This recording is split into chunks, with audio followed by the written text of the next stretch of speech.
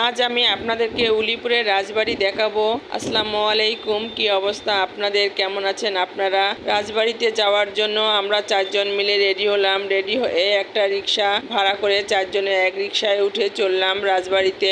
অবশ্য রাজবাড়িটা বেশি দূরে না, উলিপুর থেকে 3 কিলো দূরে। এটা হচ্ছে কুড়িগ্রাম জেলার উলিপুর থানা, ধরণীবাড়ি ইউনিয়ন।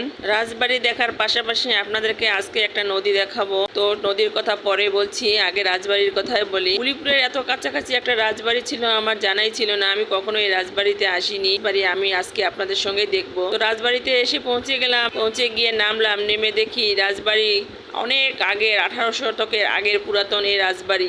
এই রাজবাড়িতে আগের দিনের রাজা মহারাজারা বাস করত। তাই দেখেই মনে হচ্ছে এই রাজবাড়ির চেহারা অনেক পাল্টে গেছে, আগের মতো আর চাকচিক্য নেই। কিন্তু তারপরও মনে হয় যেন এই রাজবাড়ি আসলেই অনেক সুন্দর ছিল। এখন মনে হচ্ছে সেই যুগে যদি আমার জন্ম হতো তাহলে হয়তো এই রাজবাড়িটা আমি আগে কিরকম ছিল দেখতাম। কি কারুকাজ এই রাজবাড়ির দরজা জানালায়। এই রাজবাড়ি দেখে মনে হচ্ছে এই রাজবাড়িতে যে রাজা বাস করতো সে রাজা ছিল হিন্দু মনে হচ্ছে, কারণ কিছু কিছু জায়গায় দেখতেছি মন্দির, আবার তুলসী পাতার কি জানি, এসব দেখে মনে হচ্ছে যেন এখানে হিন্দু রাজা বাস করত। তবে যেই হোক, জাতি তো জাতি, সেটা হিন্দু হোক আর মুসলমান হোক, মানুষ তো মানুষই, সবই তো আল্লাহর সৃষ্টি। তবে সব ধর্মের চেয়ে, সব জাতির চেয়ে আমাদের ইসলাম ধর্মই শ্রেষ্ঠ। তবে যাই হোক, এটাই সত্যি যে আমরা সবাই মানুষ, এটাই সত্য। তবে এখানকার প্রতিটা গম্বুজে এবং প্রতিটা দেয়ালে কি সুন্দর কারুকাজ। আমি রাজবাড়ির ভিতরে ঢুকে,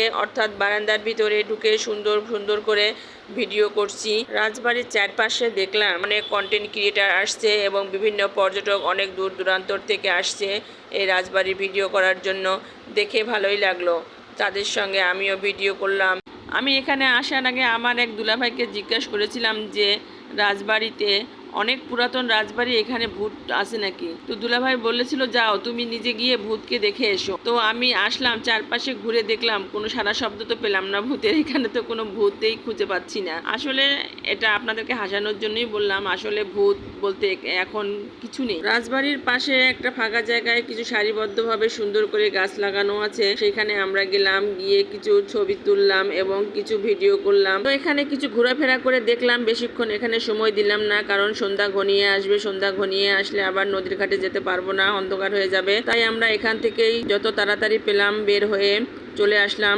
বাজারে এসে একটা অটো ঠিক করে আমরা চারজনে অটোতে উঠে চলে আসলাম হচ্ছে অনন্তপুর নদীতে। ধরণীবাড়ির পাশেই এই অনন্তপুর নদী, অর্থাৎ রাজবাড়ির পাশেই। এটা হচ্ছে মূলত শাখা নদী, তিস্তা ব্রহ্মপুত্র নদীর সঙ্গে মিলিত হয়েছে। অনেক পানি হয়েছে, নদীটা খুব সুন্দর লাগছে চারপাশে দেখতে।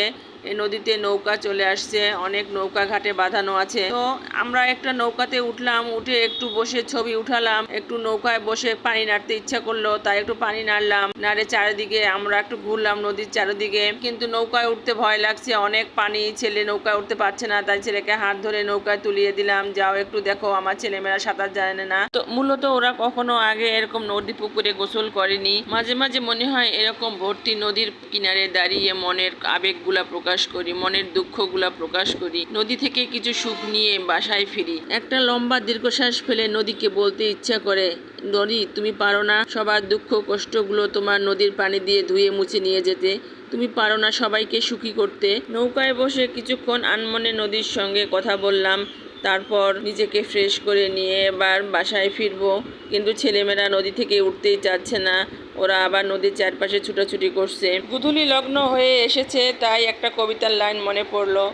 গোধূলি লগ্নে দাঁড়িয়ে স্মৃতির কাছে হাত বাড়িয়ে সবাই খোঁজে ফিরে হারানো অতীত। তো হারানো অতীতকে খুঁজতে ভালোই লাগে। আপনারা ভালো থাকেন, সুস্থ থাকেন, আল্লাহ হাফেজ।